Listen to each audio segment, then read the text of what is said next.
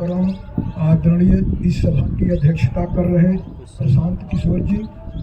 हम अध्यक्षता नहीं करत। अब सरपंच महोदय जागृत हमरा संगे वो दिन चलत रही, काल ले परसों चलत रही संगे। जी जी जी बोली। तो और भोरे विजयपुर कटया पंचदेवरी से जितने हमारे जनप्रतिनिधिगण यहाँ उपस्थित हुए हैं, मैं सभी लोगों को नमन और वंदन करता हूँ।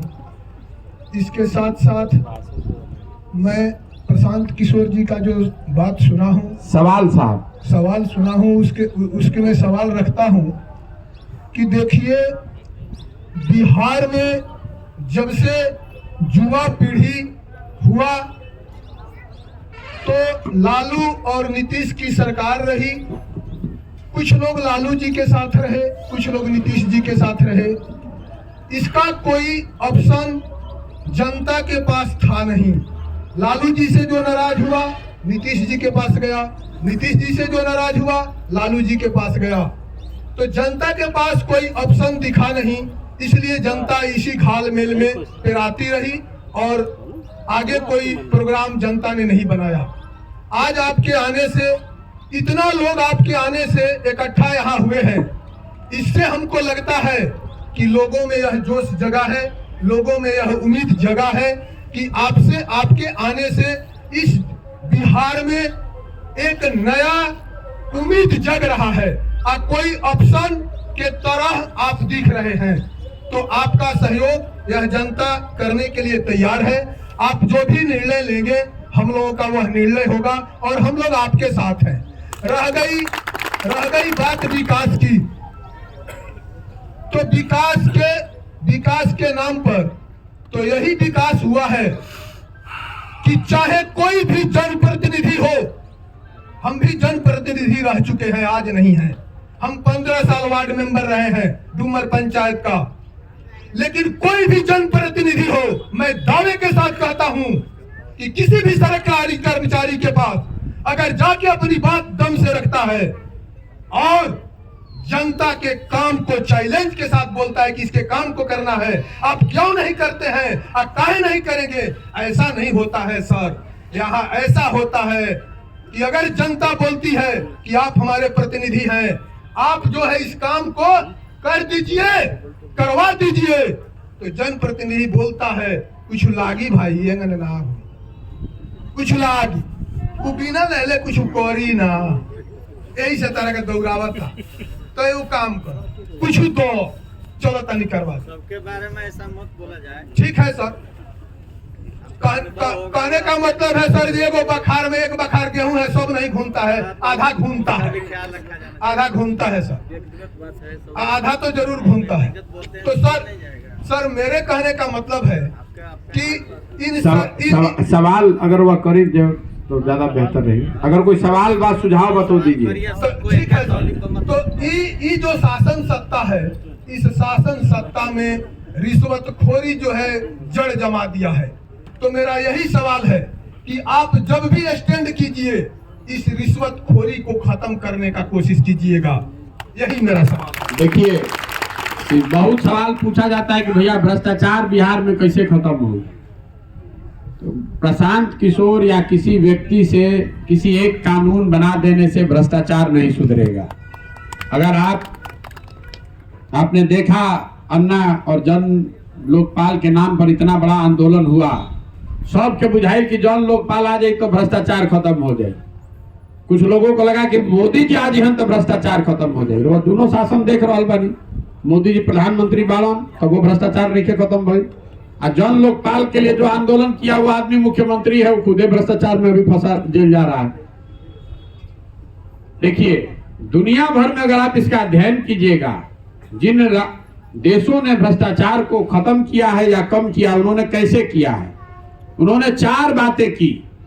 दुनिया में ईमानदारी का इंडेक्स जारी होता है कि कौन देश सबसे ईमानदार बा। तो हमें जो यूरोपियन स्कैंडिनेवियन कंट्री वाला सब, स्वीडन, फिनलैंड, डेनमार्क, नॉर्वे, ये देश ऐसे हैं जो ऊपर से 1, 2, 3, 4, 5 में रहता है, जहां भ्रष्टाचार सबसे कम है। तो आप वहां जाकर अध्ययन कीजिए कि कैसे भ्रष्टाचार आखिर उन देशों में कम हुआ। उन्होंने 4 बातों को किया है। पहला, अच्छे लोगों को जनप्रतिनिधि चुनकर लाना। जब आदमी जो चुनकर आ रहा है, जिसको आप तिजोरी का चाबी दे रहे हैं, वही जब चोर है तो स्वाभाविक तौर पर चोरी होगा। दूसरी बात, सत्ता और संसाधन का विकेंद्रीकरण। जो पंचायती राज के मूल में बात लिखी गई है कि जो संसाधन है, जो पावर है, जो अधिकार है, वो जनप्रतिनिधियों को निचले स्तर पर, वार्ड सदस्य को, मुखिया को, सरपंच को, बीडीसी को जब तक आप नहीं दीजिएगा तब तक ये सुधार नहीं होगा। अब रउआ सब कह सकीला जा कि भैया जितना जनप्रतिनिधि नीचे बाहर, इसमें भी बहुत लोग चोरी कर रहा है। तो हम आपको बता रहे हैं, ये आंकड़ा याद रखिएगा। पिछले बार 85%, 100 में 85 को मुखिया जी लोग चुनाव हारे हैं और 96%, 100 में 96 को वार्ड सदस्य लोग चुनाव हार गए। तो अगर आप गलती कीजिएगा जनता की नजर में, किए हो चाहे नहीं किए हो, तो आज नहीं तो कल जनता आपको हरा देगी। लेकिन अगर कोई वीडियो चोरी किया, कोई सीओ चोरी किया, पंचायत अफसर चोरी किया, तो बहुत कीजिएगा तो उसको ट्रांसफर करके एक जगह से कर दीजिएगा, दूसरे जगह कर दीजिएगा। जनप्रतिनिधियों का सही चुनाव और सत्ता और संसाधन का विकेंद्रीकरण। और तीसरी बात, जन भागीदारी।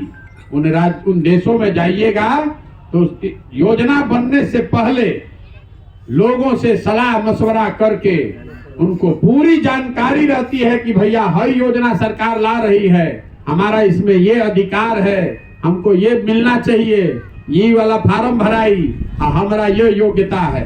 तो तीसरी चीज, पहला अच्छे लोगों का चुनाव, दूसरा सत्ता और संसाधन का विकेंद्रीकरण, और तीसरा है जन भागीदारी।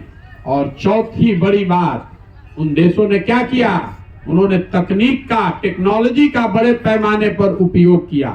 मान ली कि जो घरे घर अभी चर्चा होता, नल जल योजना बनल बा, नल जल योजना में बनाने में 25,000 करोड़ रुपया खर्चा किया गया है। एक एक टंकी बनावे में, पंप बनावे में 20-20 लाख रुपया लगा है। अगर सरकार ने 20 से 50,000 रुपया और खर्चा किया होता तो उसी टंकी में, उसी टावर में, उसी पंप में तकनीक के जरिए, टेक्नोलॉजी के जरिए ऐसी व्यवस्था बनाई जा सकती है कि पटना में बैठे बैठे आपको खबर मिलेगा कि कब मोटर चालू भई, कितना वाटर डिस्चार्ज हुआ, कितना पानी आया, कम चला, कम नहीं बना। अभी देखा था नहीं कि बिजली में स्मार्ट मीटर आ गया है तो चोरी बंद हो गया। उसमें गलत बिल भी आ रहा है, वो अलग बात है। लेकिन अगर ये चार चीज कीजिएगा, कोई आदमी आकर अगर सगुफा छोड़ता कि हम आए तो सब भ्रष्टाचार खत्म हो जाए, तो झूठे बोल रहा है। भ्रष्टाचार खत्म करने का यही तरीका, खत्म तो कभी नहीं होगा, कम जरूर हो जाएगा, इस पर अंकुश लग जाएगा, लोगों को राहत मिल जाएगी। और ये करने के लिए ये व्यवस्था बनानी पड़ेगी जिसमें लोग अच्छे लोगों का चुनाव करें। जो सरकार बने वो सारी शक्ति अफसरों के हाथ में नहीं, अपने हाथ में न रख के जो जनप्रतिनिधि है उसके हाथ में दे। तीसरा, जन भागीदारी सुनिश्चित करे ताकि गांव में लोगों को जानकारी हो कि मुखिया जी को कौन रोड बनाने का पैसा आया है। अगर मुखिया जी रोड नहीं बनाएंगे तो अगला बार चुनाव हरी हम। और चौथा, तकनीक का उपयोग। रोड बना कि नहीं, इसको तकनीक के जरिए आप रियल टाइम बेसिस पर बैठे बैठे देख सकते हैं, क्वालिटी का सर्वेक्षण हो सकता है। इन चारों चीज को एक साथ करके बिहार में भ्रष्टाचार को कम किया जा सकता है। खाली लफेबाजी करने से, नारेबाजी करने से, मंच पर खड़ा होकर कहने से हम आए तो सब ठीक कर दे, उससे बात नहीं बनेगी। सोच समझकर प्रयास किया जाएगा तो दुनिया में बहुत सारे ऐसे उदाहरण हैं जहां लोगों ने, सरकारों ने भ्रष्टाचार को बहुत हद तक काबू में किया।